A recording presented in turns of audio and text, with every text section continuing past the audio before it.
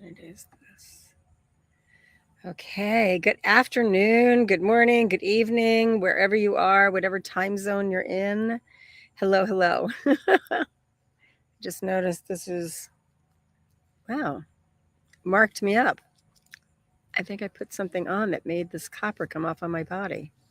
Wow. So I have a picture of me that I don't like to look at when I'm leading, so I don't. I look at the light. I look at the little green light at the top of my computer so I can be looking into you. But I caught this very strange looking thing here. Black all over my chest. All right. So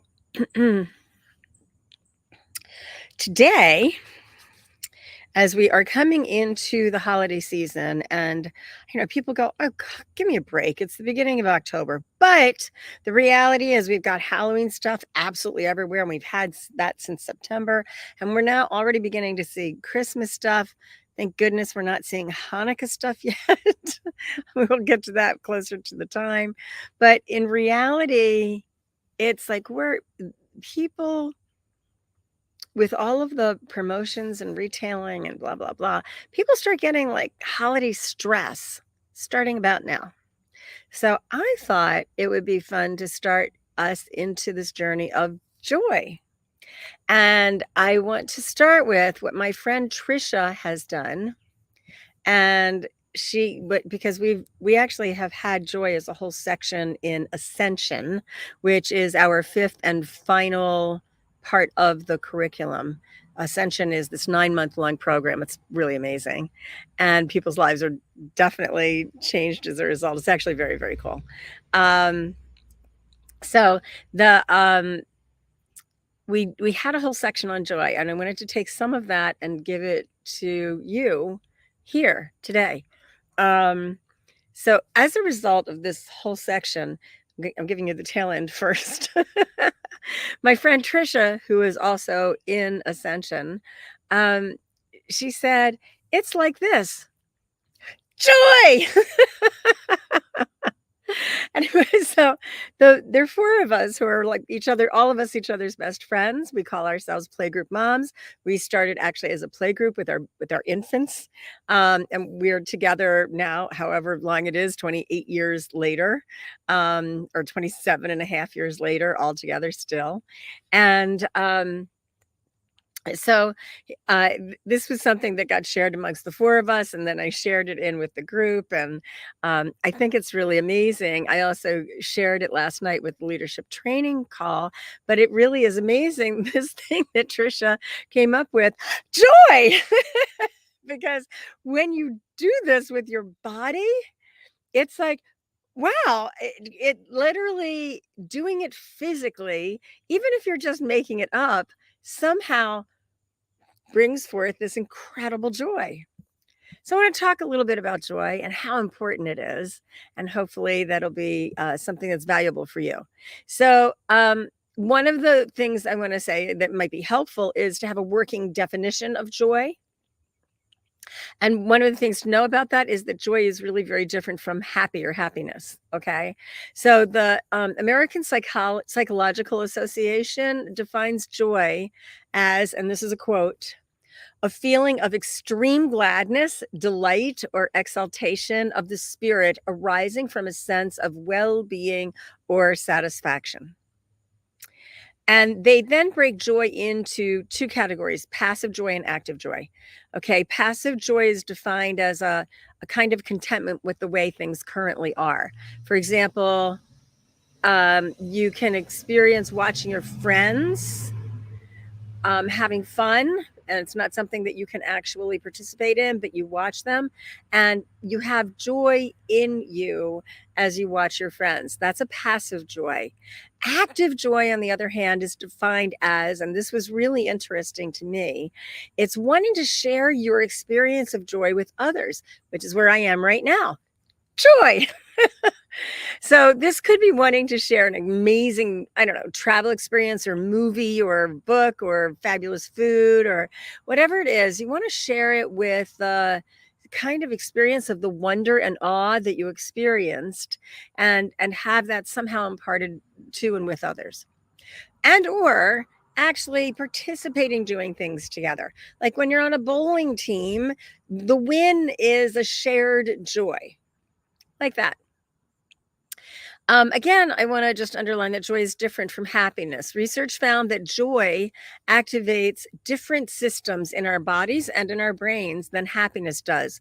So, joy activates the parasympathetic nervous system, which promotes feelings of peace and calm, while happiness activates the sympathetic nervous system. Parasympathetic, sympathetic. And the sympathetic nervous system is associated with excitement, energy, and activity. The experience of joy, because that's the one we're talking about, is associated with an increase in energy as well as an increase in confidence and self-esteem. Blah blah blah. This is all inside the American Psychological Association dictionary. All right. One of the other things to note is that joy, unlike happiness, can coexist with more negative emotions such as grief or pain. So I can think of when my mom passed, tremendous grief, and at the same time, joy in celebrating her remarkable self and her life and being with family and friends and knowing that, like having probably a much more passive joy and just knowing that everything was taken care of with food and chairs and whatever for our house of mourning. But it's really, I don't think of these emotions in terms of positive and negative, but in psychological terms, they're phrased that way or categorized that way. I just see emotions as that's another emotion, another emotion, another emotion, not positive or negative or good or bad or right or wrong or enough emotion or not enough emotion. It's just another emotion. And they're all rich and delicious and yummy and luscious and full if we allow them to be. We tend to push away what we call or think of or feel about emotions that we call negative. But they're not by definition negative. They have been assigned that, but it's not really, it's just another feeling. So, I'm going to bop forward here. I would actually like you to look just for a moment as we're here together. Where do you have joy in your life? Where is joy missing? When do you have joy? When is that missing? When do you have the potentiality of joy? And when do you have the potentiality of joy and then find yourself pushing it away? Like you can't go there. Like there may be, if you're a grumpy curmudgeon first thing in the morning and you wake up and completely unreasonably and unpredictably, you wake up really filled with joy and you go, oh, wait, no, it's morning. I don't want to feel that way. It's like beating it off with a stick. All right. It's right there, but you're not going to go there. All right. So joy, just saying, can be found in some surprising places. As I was researching joy, I fell into this amazing TED Talk by Ingrid Fettel-Lee. She's a designer, and she spoke about how joy informs her work, and then her, and then everybody she touches. But it was really fascinating that she spent years researching joy from a designer point of view. And one of the things that she said is that joy is a feeling that, and this is the quote, makes us smile and laugh and feel like we want to jump up and down. And she was looking for that in designs and in design concepts and design principles and design colors. But it is often overlooked. Joy is often overlooked in the pursuit of happiness. Because of this, our workspaces, she says, are often joyless.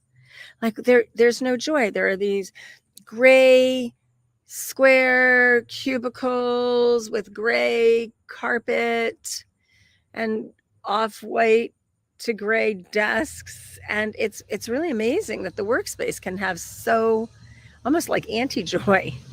All right. But you can actually design your workspace to help you feel joy.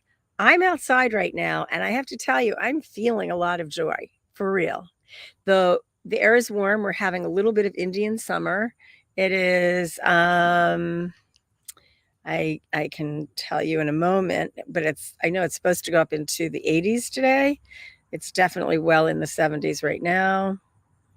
And it is, come on, pop over, 78 degrees. So it's this perfect, the sun is warm, the air is warm, and yet, as my friend Barbara pointed out to me, which was really amazing, there's a little bit of edge on the breeze that has just a wee bit of coolness to it that we do not feel when it is spring or summer and 78 or 83 degrees. And yet it's here now. It's definitely this little fall is coming, and I love fall. I love the colors of fall. I love the smell of fall. I love the sound of the leaves crunching underfoot, and I love I think I'm going to go back to the smell. The smell is so whole body filling. It's amazing. I love fall. So one of the things that Ingrid Fettel Lee said is that she talked about how in not just workspace, but just physical space can help us feel joy.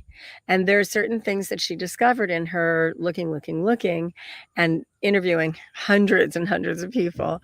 One of them is round shapes like circles and fireworks and polka dots. Also, multiple bright colors or pops of bright color. Lightness or elevation, like hot air balloons, which is elevation and something round, and usually or frequently bright colors. Or blowing those bubbles, like, you know, how you can blow bubbles, and arcs, rainbows, things like that. Images, this is another one. If you have pictures of just around you, it helps to feel joy.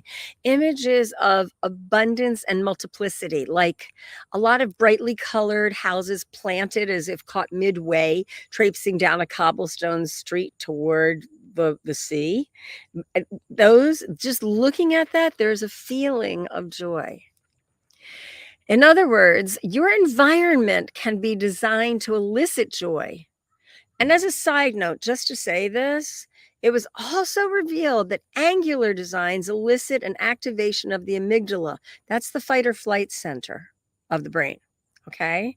So we look at, we have so many angles, and it's a true story, a little embarrassing, but a true story. When my husband and I, now ex-husband, but at the time, my husband and I moved into the house that I still live in. I was pregnant. Like, ooh, out to here. I was literally, we moved in 1 month to the day before our first child was born. All right. We went to bed that night with the move-in, at least the bed was set up. And I woke up in the morning and I looked out the window and I screamed. My poor husband, oh my God, waking up to this shriek, like blood curdling. And he's like, oh my God, what is it? What is it? Right. But I had just looked outside and I live in a suburban area, and I have a beautiful home in a beautiful neighborhood. But what I saw when I looked outside were more square boxes, other homes. And I saw the edge of our property versus the 3 other properties that the corner of our property meets. So it was square lines and angles and square lines and angles, and houses that were square lines and angles. And I screamed. This was an immediate, completely not thought through reaction. And when he said, what is it? I burst into tears and said, I'm living my worst nightmare. I'm a suburban housewife. Needless to say, that is not the worst nightmare or the worst that anybody could ever have happen to them by a long shot. But in the moment, I was struck. That amygdala was completely activated looking at straight lines and angles. After I did this research, by the way, I used to have red as a highlight color in my kitchen. And I changed everything out, the seat cushions, the towels, even my teapot, the sponges, and I put in yellow so that it was a bright pop of color. And it used to look like really kind of a handsome look with the red. It was beautiful in a elegant kind of way. I put the yellow in, and much to my surprise, what I felt was calm and peace. and a very quiet joy. And I mean, that was months ago. And I look at it now and I still have that sense. I look around and there's just this feeling of satisfaction. It's really interesting. So, um,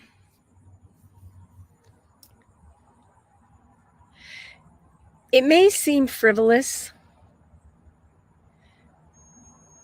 but it's actually very important to have joy in our lives. It reminds us of our shared humanity and the genuineness of authentic celebration of life that we all have access to across all peoples and all cultures. So, along with having an environment that promotes joy, one of the things that is important is to make a point of noticing the things around you in a way that cultivate joy, like being outside and the green and the softness of the fir trees. And as I'm sitting on a chair, the cushions have a roundedness to them and they have all kinds of shapes on them. I don't know if you can see part of my cushion, but right across from me, there's an oval table. And it really does break up the space and two rockers that actually are ergonomically built. So they have curves all over them at the back and the seat, and of course, underneath with the rocker part.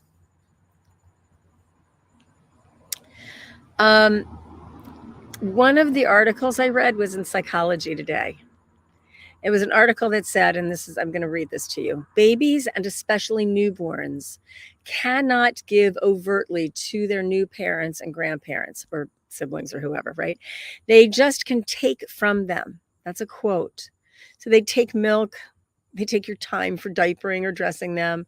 You pick them up and ooh and ah and cuddle them and whatever, but they're taking the cuddling that's given to them and the soothing cooing that we give when they're stressed. But by the fact that they take, their acceptance of our help is what brings us joy. So when you look at that, the giving of help to others is actually a practice of cultivating joy within our own selves. Being of service in some fashion or another. Okay, I'm going to look. I know there have been some notes in here. Hi, Sherry. Bill said, yep, that pretty much describes my office. And then apparently I've gotten some notes. Yeah, it's Ingrid Lee Holden. Carol's apparently listening. It's Ingrid Lee Holden. T. I thought that's what I said. So we're coming up to the half hour mark. I would like very much to hear any of your comments or questions or anything you would like to say. And while I wait for that, I will just tell you that I'm talk a little bit about Zoetic. So, so her name was Ingrid Fettel Lee. I think she may have gotten married then. So you're saying Ingrid Lee Holden? I'm not sure, but whatever. Her name is, on the TED Talk, it says Ingrid Fettel Lee. So, and I think that's also her website. I could be wrong. I can check that right now. Let's see. Yep, that's her, Ingrid Fettel Lee. That's it. So the middle name is Fettel, which I think is her maiden name, Fettell, and her last name is Lee. And she's lovely. I highly recommend her. Okay. So let me go back here and see if I don't see any other comments. Anything anybody wants to say? No? Okay. The one thing I would do is comment on this when, like Bill says, yep, that pretty much describes my office. I would say deliberately put things in your office. You can change that environment. You could put in something that, a picture of hot air balloons or this like multiple colorful houses that are going down a cobblestone street or something like that. You could put in something that has decor. In my office, most offices have a square shape to them. So I think it's not, it's also the most effective and efficient use of space is to have things be squared off. My office had a little bit of an odd shape to it, but it was still all angles. And as it turns out, my office that I used to have, the whole wall was nothing but huge plate glass windows. So I got to see out to the garden. But I still had in there, and I still have in my office, round things. I have candle holders that have a roundness to it that are, well, I'm a woman, but I had one that's like this woman shape. It kind of a soft outline kind of thing that was actually a candle holder, that the candle sat in her lap where her legs were crossed and the candle holder sat in the middle. I mean, the candle sat in the middle. So there were roundnesses that way. I had some crystals that have roundnesses to them. I had plants. I had, you can put things into your office or any part of your space, your home, that can actually change what the environment feels like. And you can do it by textures, you can do it by shapes, and you can do it by colors. You can do it by images. You can find pictures of something that makes you feel joyful and put that in.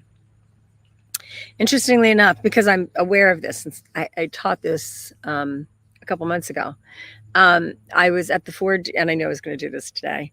I was at the Ford dealership today. My SUV needs servicing. And so I was waiting for the fellow to come help me, but I noticed all of their offices are square. Everything is gray, kind of like, what do you expect in the service department of a dealership? This is really all that you can do. And, but not really. And the one guy, I'm like walking down through these kind of cubicle sort of setup offices. They all face the bay where people drive in. So it's really a three-sided cubicle, but the open side faces literally a gray cement driveway and plate glass, and everything's very rectangular. But the guy who is the manager he's a big fellow, and he is so joyful. And I was looking around his desk while I was waiting for him. There are these colorful pictures of his young children, and there are these wonderful shapes around his desk that have pops of color and roundness to it. And when he walked in, he goes, "Hi, thank you so much for waiting. How can I help you?" And I was like, no wonder. No wonder, because I'd walked up to somebody else and he goes, "Somebody else is going to help you." And another person said, "Well, I'm not the right person to help you." "Oh, you can find the person you want over there." And I was like, but this guy comes in, he's a total joy boy. And he has an environment of joy. Okay, Bill says, "I think the austere nature of my office may be partially due to etiquette, but I don't think the boss would mind adding the touches you described, and everyone else would enjoy it." They would. In fact, they might even get inspired by it and do something with their work area as well. Just saying. It's a little contagious, especially if you share about it out loud. Okay. So let's meditate. Let's do a joy meditation. Oh, and I started to tell you. So Zoetic, we are moving one of our seminars to being a fully online course. Very excited about it. It's not out yet, and I'm not sure if we're going to keep the the title that it's been for the last few years is Bridges to Freedom. And I'm not sure we're going to keep that title. So be on the lookout either for Bridges to Freedom or Birthrights to Freedom. So one of those two is really where we're headed. But it's really very excited, very much looking forward to having this be available on a much wider platform, because it'll be online for everybody to make use of. Yay! Okay, so we have that. And then we actually have coming up for you We have a workshop, a first level workshop that's coming up October 13, 14, 15. Our next one is not until January. I think it's the first weekend in January. But the one you can come, or you can have somebody else come, or you can come with somebody else. If you have done the course, you can do it anytime you want to for free. So if you want to come and do it again, please feel free to do that. And let's see, what else can I tell you? I think that's basically it. Holiday season, that's what we're headed into, right? For anybody who doesn't really know about our courses and you're just jumping on to this podcast or live stream, I think the best I can tell you is our courses help you to identify the sources, the causes and the sources of those inner voices that we really wish we didn't have, and we try not to admit, and we ignore, or we tamp down. But these are the voices that we really all have, voices of guilt, fear, pain, that kind of thing. And identifying that source is one thing, but actually healing it, that's a whole other world. So you get to heal the sources of all of this, and you literally have all kinds of space that you didn't have before. And from that space, you get to literally create your life. So instead of it changing from one thing to another thing in order to compensate for or do the best you can by whatever it is that those sources are, instead you literally end up with a space to create your life, like a design and a creation of what it is that you truly desire. And then there you go. You get to live it. And our last course is really truly about you living the life of your dreams and being the flow itself, not being in the flow, not knowing that there's a flow, wishing you were in the flow, not having to do major machinations in order to actually have something in your life flowing, but to actually live as the flow itself and have that be your life. And that, my loves, is wondrous. Okay, so with all that said, let's meditate. I got to go back to that, and I am going to, so go ahead and get yourself comfortable. And I'll just say thank you so much for joining us for this meditation.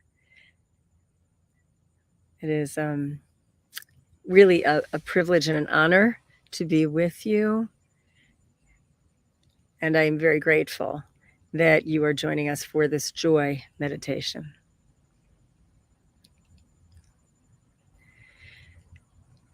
Make sure if you wear glasses that you take them off. Take in a deep breath and close your eyes. Make sure that your body feels supported. Simply do whatever you need to do to ensure your body is really comfortable. Stretch, relax, scratch if you have an itch. Make sure that you are just comfortable and supported.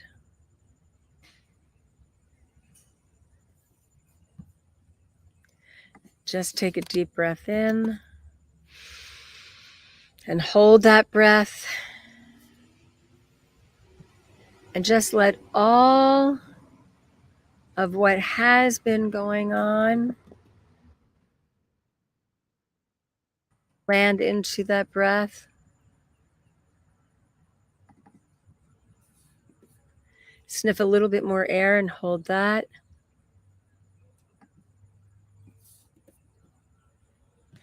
And then drop your tongue and your jaw and just let all that go.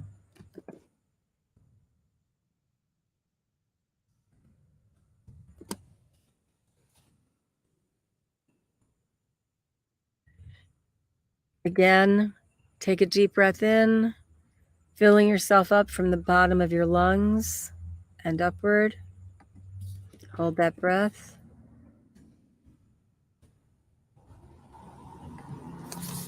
Notice if you have any residuals or leftovers from anything thing of the day so far, or this week or weekend past?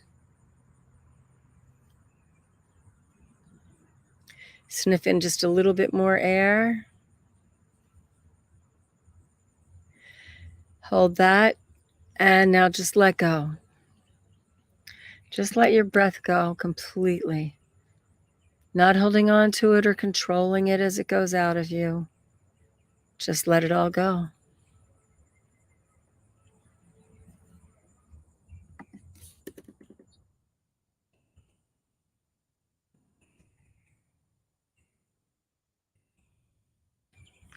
And one more time, as you breathe, breathe all the way into the bottom of your lungs consciously. Bottom of your lungs live below your lower two ribs, your floating ribs. If there is anything at all left in you for you to release, go ahead and release that into the breath. Sniff in a little bit more air. And just let all that go.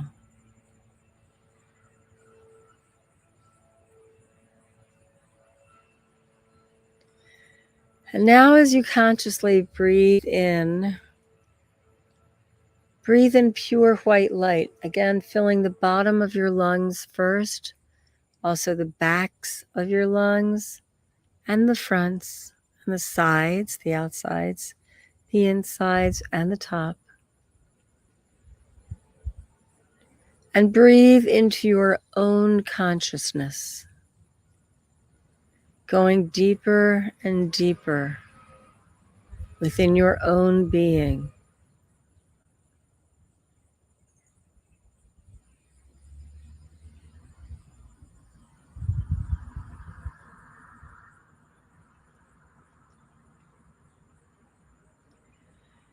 And release all of that.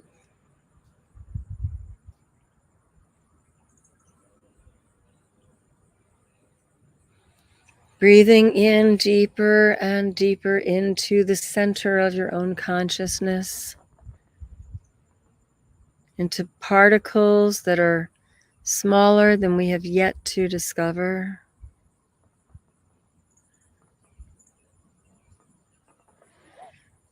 Breathing out as an exhale into the vastness of the entirety of the universe. Your own personal breathing is micro and macro.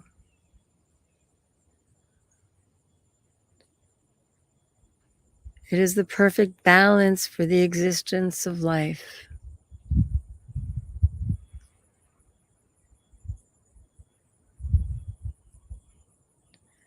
And again, as you take a breath in, give a breath out. Breathing out into expanses far wider and more vast than anything you have ever either noticed or experienced before, or even imagined. And now further than that.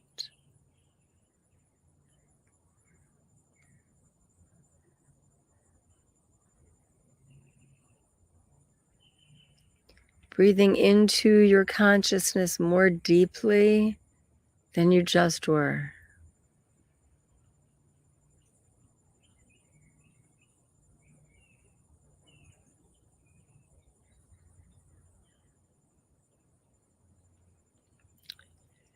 Giving yourself the time to dive deeper and deeper in your exhale into universal everything that is more expansive than you have ever imagined before, both within and without.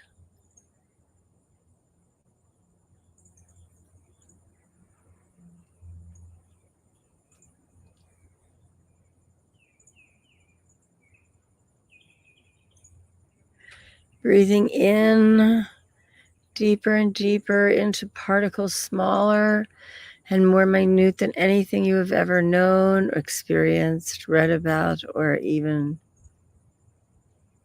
just experienced.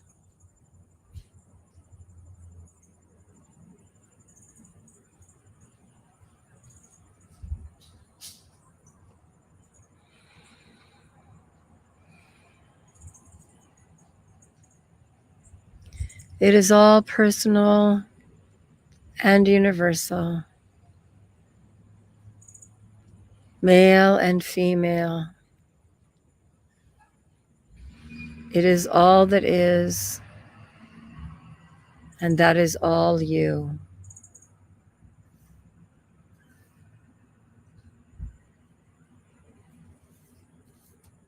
You are all of that, and that is.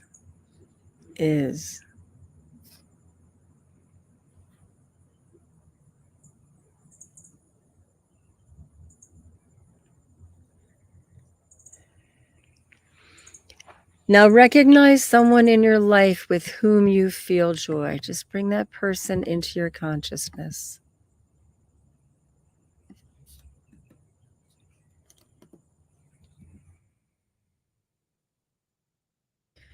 And allow yourself to feel that joy. Even in this level of consciousness, share with that person this joy that you feel.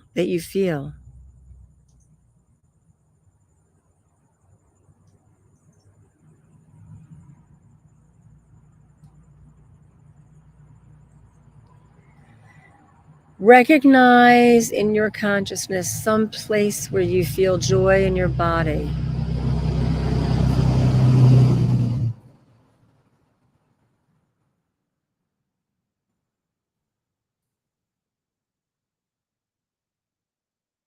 And allow yourself to feel that joy.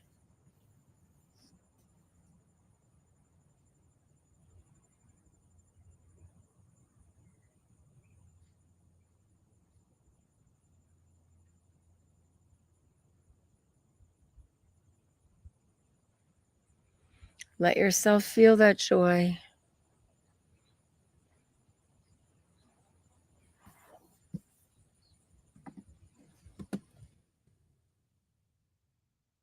Recognize within yourself what calls you.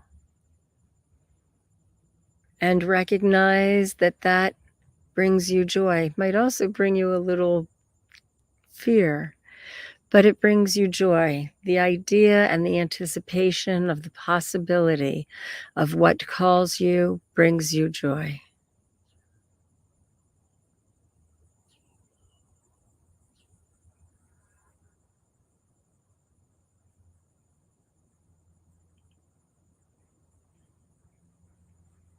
Allow what calls you to elicit joy within you.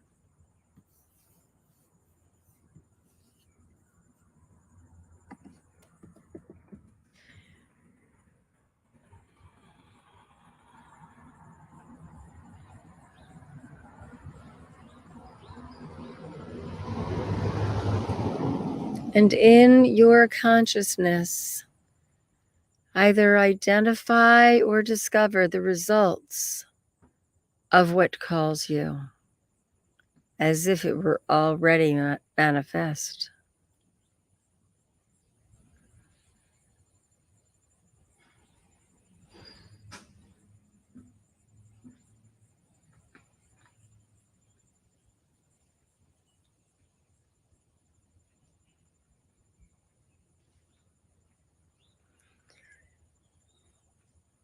Imagine or create, whether by knowing or picture or just words, that which calls you as manifest, real, in your life and in the lives of others.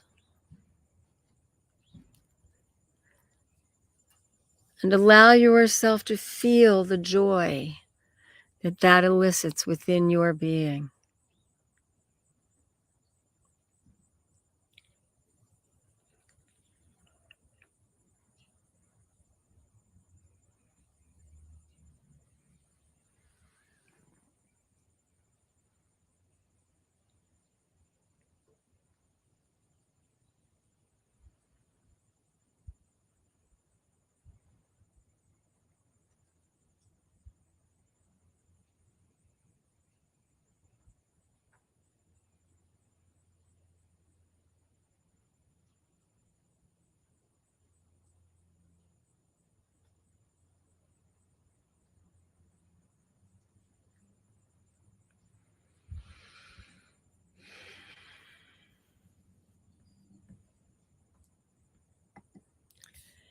As you prepare to come back from this meditation, come back prepared to not only feel this joy, but also to share this joy. Take a deep breath in and hold that breath. Feel the joy that has been in you and allow it to build more momentum and strength inside itself.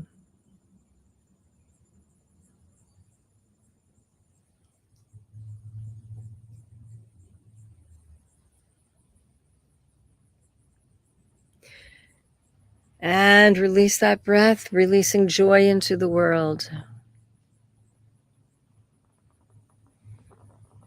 Take in another breath and feel joy building in you even more. Yearning to be shared many times over with others.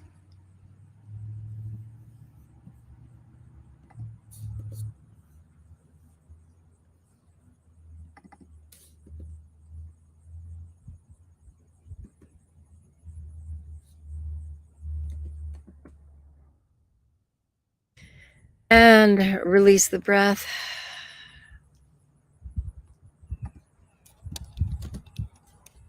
And gently open your eyes.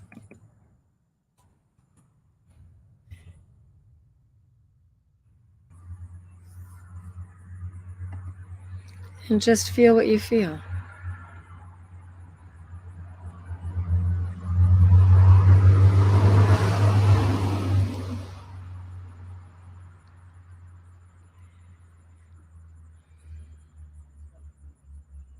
Assuming you're back, welcome back. Please feel free to write in.